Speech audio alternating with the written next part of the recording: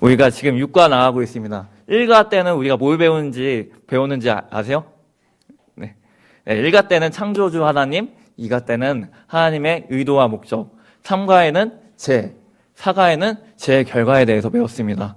우리가 죄를 지었기 때문에 하나님의 영광에 이르지 못했고 영원히 죽을 수밖에 없게 된 거죠. 그런데 여기서 다 끝날 수 있습니다.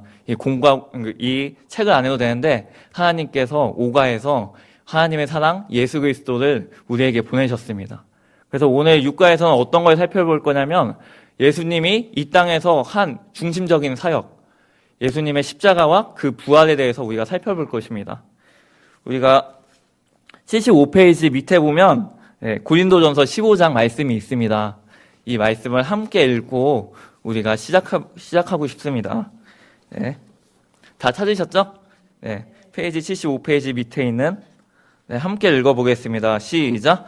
형제들아, 내가 너희에게 전한 복음을 너희에게 알게 하노니 이는 너희가 받은 것이요 또 그 가운데 선 것이다. 너희가 만일 내가 전한 그 말을 굳게 지키고 헛되이 믿지 아니하였으면 그로 말미암아 구원을 받으리라. 내가 받은 것을 먼저 너희에게 전하였노니 이는 성경대로 그리스도께서 우리 죄를 위하여 죽으시고 장사 지낸 바 되셨다가 성경대로 사흘 만에 다시 살아나사. 아동부에서 고린도전서 15장 1, 2, 3, 4절 하고 아멘까지 해가지고 그거 할 뻔했습니다.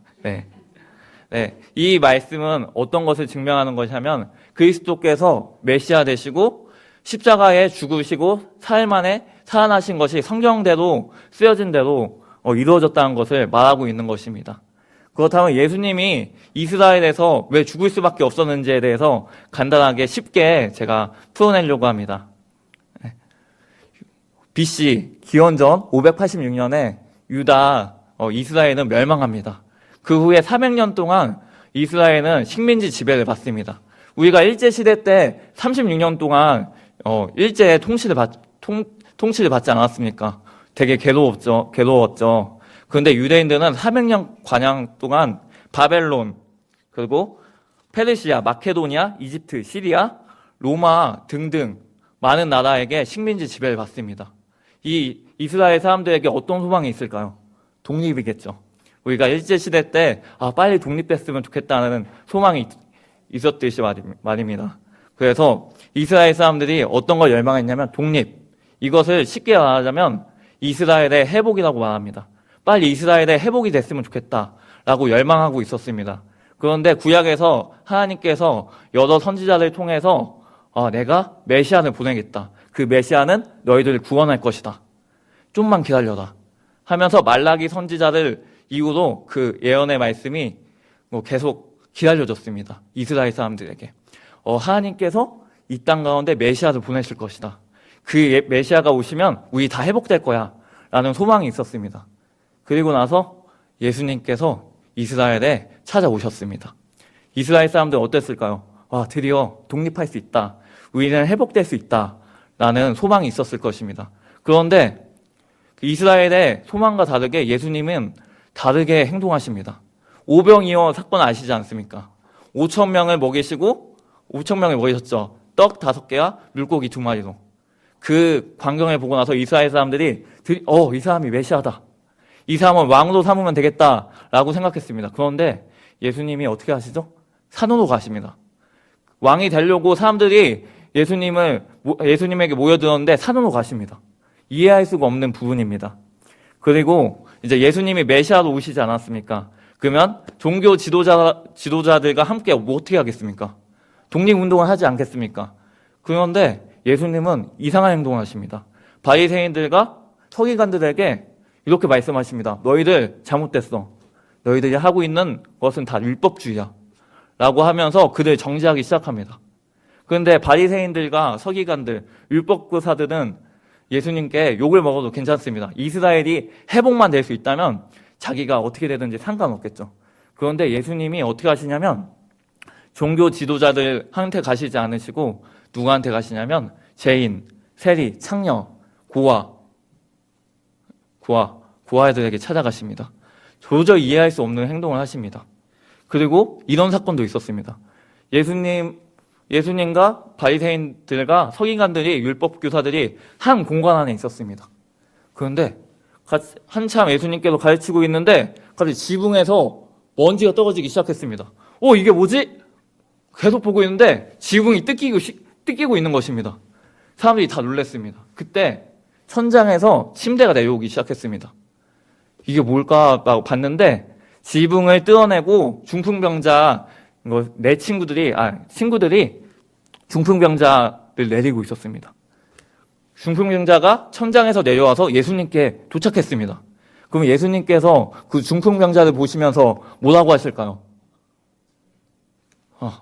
다 아시고 있죠? 네. 이렇게 말씀하시지 않겠습니까? 야, 너 치유받을 거다. 너의 믿음을 보니까 너 치유받기에 합당하다. 라고 해야 되는데 예수님께서 뭐라고 말씀하시냐면 이렇게 말씀하십니다. 너 제사함을 받았다. 그 옆에 있던 율법 교사들과 바리새인들이 그 말을 듣고 놀랍니다. 아니, 예수님 그렇게 말씀하시면 안 되죠. 이 중풍병자 제사함이 아니라 이 중풍병자가 나았다고 말해야 되지 않겠습니까? 라고 말합니다. 그런데 이 사건을 보면서 예수님은 어떤 것에 관심이 있냐면 병 고치는 거에도 관심이 있지만 더 중요한 것은 예수님의 사역, 우리의 죄를 사하는 데 관심이 있으십니다. 그래서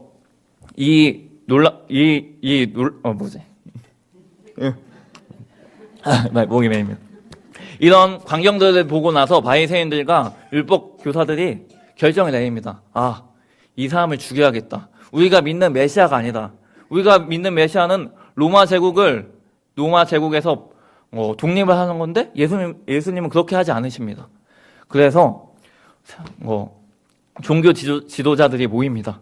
예수님을 죽여야 되는데 어떻게 해야 될까? 그런데 그들의 생각이 좀 빠릅니다. 예수님을 죽였다가 난리가 나는 거죠. 왜냐하면 예수님의 인기가 최고조입니다. 예수님이 가르치시고 천국 복음을 전파하시고 병자들 고치십니다. 이때 유대인들이 이 예수님을 잡아서 죽인다면 어떻게 되겠습니까? 난리가 나는 거죠. 예수님을 죽인 사람들이 더 역으로 핍박을 받게 됩니다.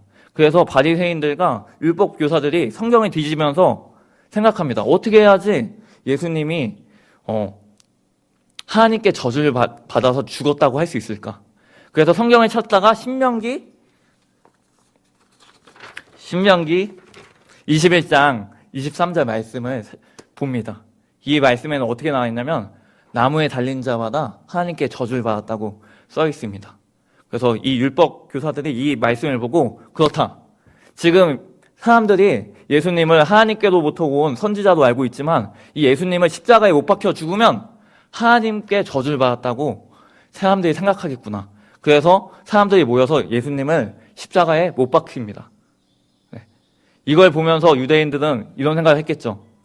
예수님이 처음에 예루살렘에 입성하셨을 때 호산나 호산나 우리 왕이여 라고 했습니다. 그런데 예수님이 십자가에 못 박히십니다. 그걸 보면서 유대인들이 돌변합니다. 이게 성경에 보면 좀 이해가 되지 않겠지만 이 신명기 말씀을 보면 우리가 쉽게 이해할 수 있습니다. 나무에 못 박히는 사람은 하나님께 저주를 받는 사람이고 그 예수님은 하나님의 선지자가 아닌 것입니다. 그래서 예수님께서 죽으셨습니다. 그런데 예수님께서 사흘 만에 살아나시죠. 그 사흘의 기간 동안 제자들은 어떻게 했냐면 다 도망쳤습니다. 예수님을 위해서 죽겠다고 했던 베드로까지 다 도망칩니다. 아무런 소망이 없어 보입니다. 그런데 사흘 만에 예수님께서 살아나셨습니다. 예수님께서 그리스도이시고 메시아이시고 구원자이십니다. 근데 구원자가 되기 위해서는 두 가지 조건이 있습니다. 첫 번째는 남의 죄를 구원해야 되고 두 번째는 자기 또한 구원해야 됩니다. 근데 예수님은 이 두 가지를 다 성취하셨습니다. 보십시오. 예수님이 우리 죄를 위해서 십자가에 죽으셨습니다. 그러면 그 죄는 어떻게 됐죠? 다 속량됐죠. 다 대속됐죠. 그렇다면 우리가 죄의 결과 때문에 사망에 이르렀는데 예수님께서 그 죄를 다 없애셨습니다. 그러면 우리 안에 이제 사망이 있을까요?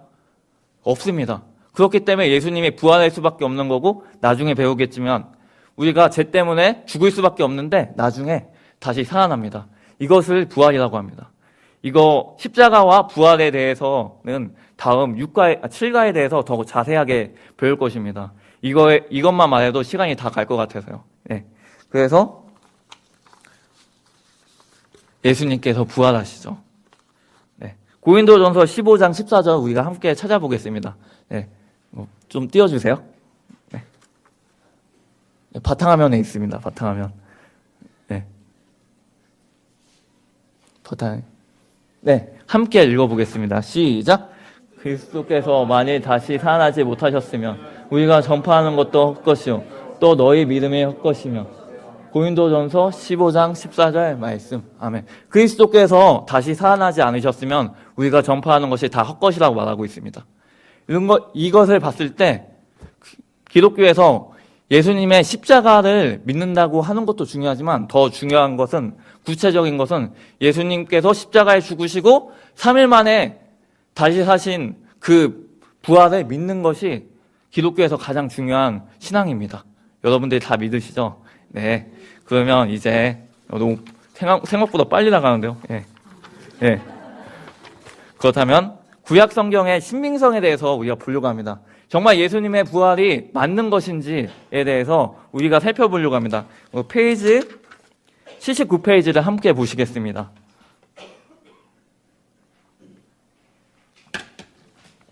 네, 79페이지에 보면 표가 나오죠? 표가 나오면 여기 6권의 책이 있습니다. 첫 번째는 헤로도토스, 투기디테스, 타키투스, 갈리아 전쟁, 로마사, 신약 성경에 대해서 나옵니다. 처음에 쓰여진 시기에 대해서 나오죠. 두 번째 칸은 BC 488년에 쓰여졌고 최초의 사본은 AD 900년, 시간 간격은 1300년, 사본 숫자는 8개. 예, 이게 뭔지 잘 모르겠죠. 네. 첫 번째 보시면 헤로도토스라는 저서가 있습니다. 근데 쓰여진 시기는 BC 488년에 쓰였어요. 그리고 나서 최초의 사본이 뭐냐면 원본이 있지 않습니까? 이 책이 처음에 쓰였을 때 이 책을 복사한 거. 그때는 복사기가 없었으니까 손으로 복사했겠죠. 손으로 써서 복사했겠죠.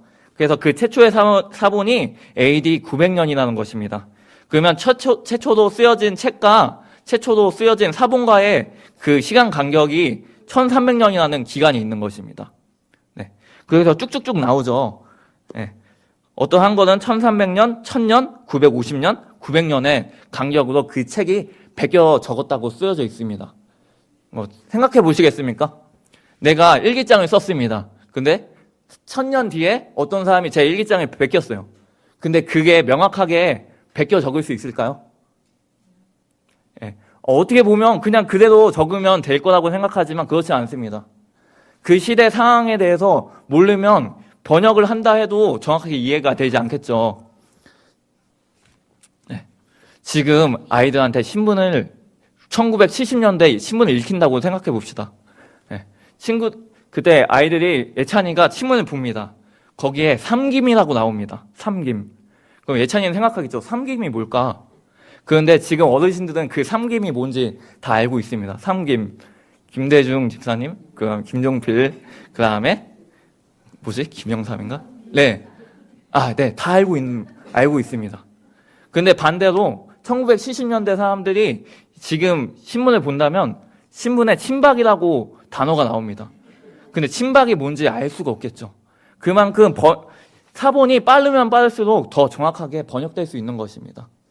그런데 이 5건의 저서는 1000년에 뛰어넘는 시간 동안 시간 간격이 있죠. 그런데 번역을 했는데 사람들이 의심하지 않습니다. 그런데 맨 밑에 단락을 보십시오. 신약 성경은 AD 440년에서 최초의 사본은 AD 130, 사본 완성은 AD 350, 시간 간격은 300년입니다. 그리고 사본 숫자도 월등히 많습니다. 헬라어로 된 사본이 5000권, 라틴어로 된 성경이 10,000권, 다른 언어로 된 책이 9,300권이라고 합니다. 그렇다면 이걸 봤을 때 성경이 더 정확하고 중요하기 때문에 사본 숫자가 더 많은 것이죠. 이것을 봤을 때 신약 성경에서 말하고 있는 십자가, 부활, 그리고 사도 바울이 행했던 전도 여행 등의 사건들이 다 명확한 역사적 사건이라는 것에 대해서 드러내고 있는 것입니다. 네, 아시겠죠? 네, 감사합니다. 네, 그렇다면 이 신약 성경이 정확하다는 거에 대해서 우리가 알았습니다. 그렇다면 부활의 증거에 대해서 우리가 알아보려고 합니다. 부활의 증거. 부활의 증거에 대해서 가장 핵심적인 증거가 뭘까요? 빈무덤입니다. 이것은 가장 실제적이고 강력한 증거입니다. 로마 역사에서 예수님이 죽었죠. 이거는 부인할 수 없는 것입니다. 예수님이 죽고 나서 돌무덤에 장사되었습니다. 그 앞에는 로마 병사가 지키고 있었고요. 그리고 사람들이 잘못 찾아갔다라고 할 수도 있겠는데 그 무덤은 너무나 유명한 사람 아리마대 요셉의 사람의 무덤이었습니다. 잘못 찾아갈 이유가 없습니다. 그런데 그 무덤에서 시체가 사라졌습니다. 사람들은 이렇게 말합니다. 그것은 예수님께서 십자가에 달리셨을 때 죽은 채 하고 있다가 무덤에서 다시 눈 떠가지고 도망친 거다라고 하고 있습니다. 책에 나옵니다. 제가 말하는 게 아니라. 네, 그런데 신빙성이 없죠. 네, 예수님께서 잡혔을 때 책찍을 되게 많이 맞으셨죠. 우리가 패션 오브 크라이스트에 보면 예수님이 고통스럽게 책찍을 맞은 걸 우리가 보았을 것입니다. 예수님께서 그리고 오랜 시간 동안 십자가에 못 박혔고 무엇보다 요한이 기록합니다. 요한복음에 보면 로마 병사가 창을 옆구리에 찔렀을 때 뭐가 나왔죠? 물과 피가 나왔습니다. 이때 사람들은 의학 지식으로 물과 피가 나오면 어떻게 되는 건지 알 수가 없습니다. 그런데 요한이 물과 피가 나왔기 때문에 적은 것입니다. 지금은 알 수가 있죠. 물과 피가 나오면 사람이 죽은 것이다. 그렇기 때문에 예수님은 확실히 죽은 것입니다. 그렇기 때문에 예수님이 죽은 채 하고 있다가 1.5톤이나 되는 문을 따고 도망쳤을 리가 없습니다. 그 앞에는 로마 병사가 지키고 있었기 때문이죠. 그 두 번째 예수님의 부활을 믿지 않는 사람들은 두 번째는 제자들이 예수님의 시체를 가져갔다고 말하고 있습니다.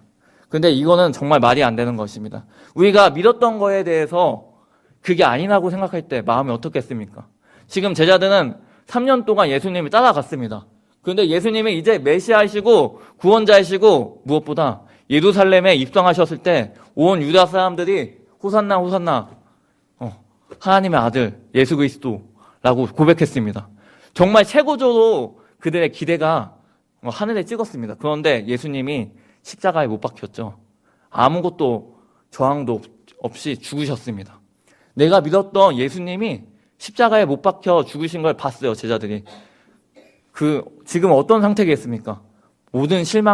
모든 기대감이 없어졌으면 좌절했을 것입니다. 그런데 그 제자들이 다 짜고 예수님의 시체를 훔쳤다고 말하는 것은 이해가 되지 않습니다. 그리고 그들이 입을 맞춰서 거짓말을 했다고 생각해 봅시다. 그런데 그 제자들이 어떻게 하냐면 그 거짓말을 끝까지 발설 안 합니다.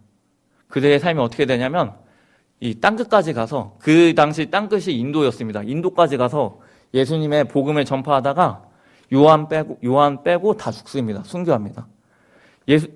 제자들의 삶을 봤을 때 예수님의 그 시체를 제자들이 훔쳐갔다는 것은 말이 되지 않는 것입니다. 네.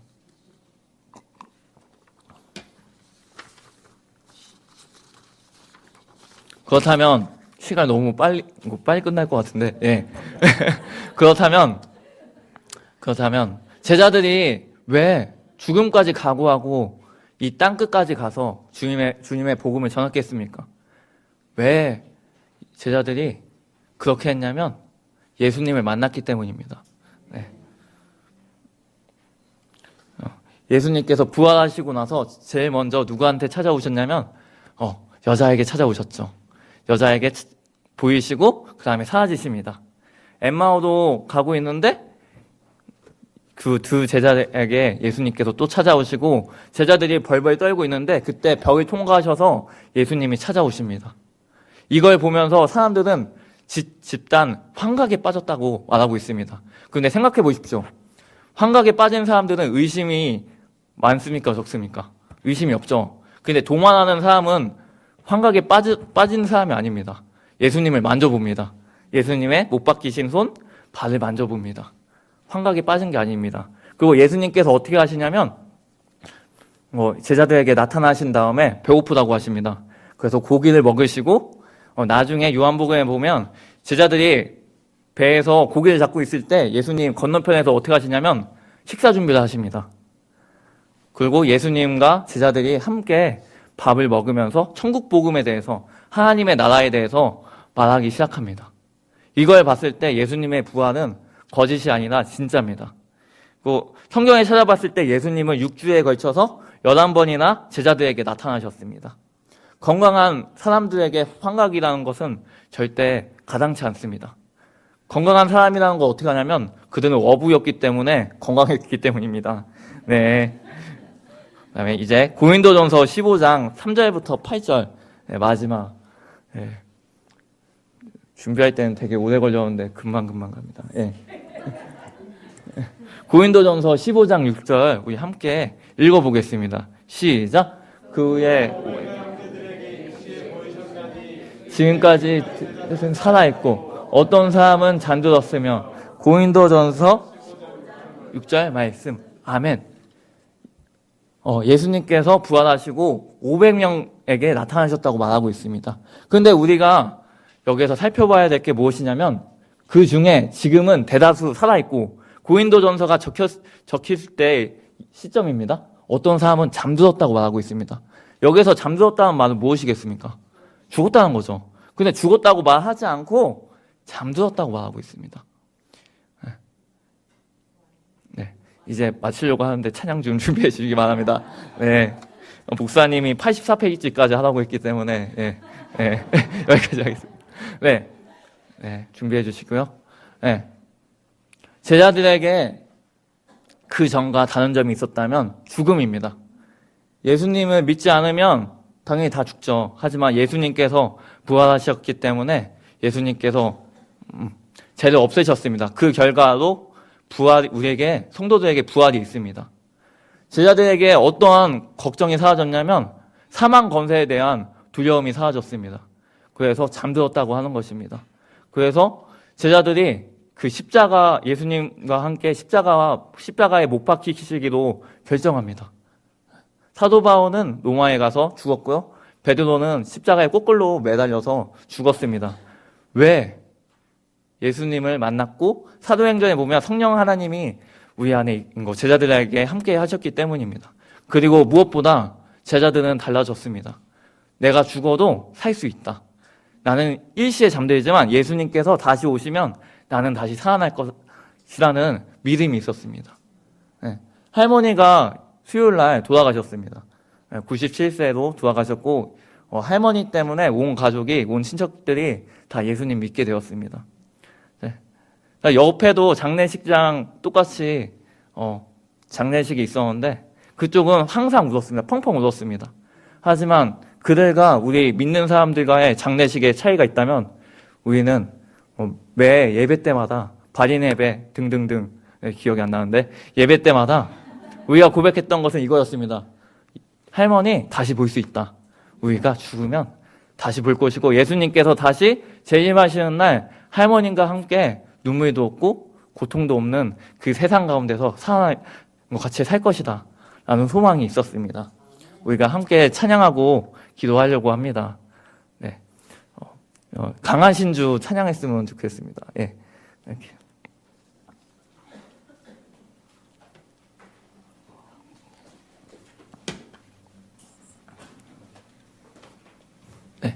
두 가지를 위해서 기도했으면 좋겠어요. 첫 번째는 예수 믿는 사람들 중에서도 이 예수님의 부활에 대해서 부정하지 않지만 또 믿는 사람은 거의 없습니다. 우리 한국교회에.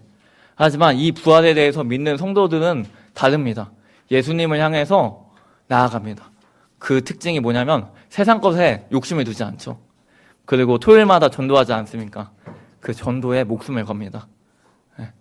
내가 정말 하나님 때문에 다시 살아났기 때문에 다시 그거 죽어서 살 거기 때문에 그것을 아는 백성들은, 성도들은 담대하게 복음을 전파합니다. 그리고 이거 두 번째 기도하실 때는 제자들이 달라질 수 있었던 것은 지식으로 알았지만 지식 가지고는 부족했습니다. 사도행전 1장에 보면 나오죠. 성령이 우리 안에 계실 때 그때서만 우리가 담대하게 복음을 전파할 수 있게 제자들이 담대하게 복음을 전파할 수 있게 되었습니다.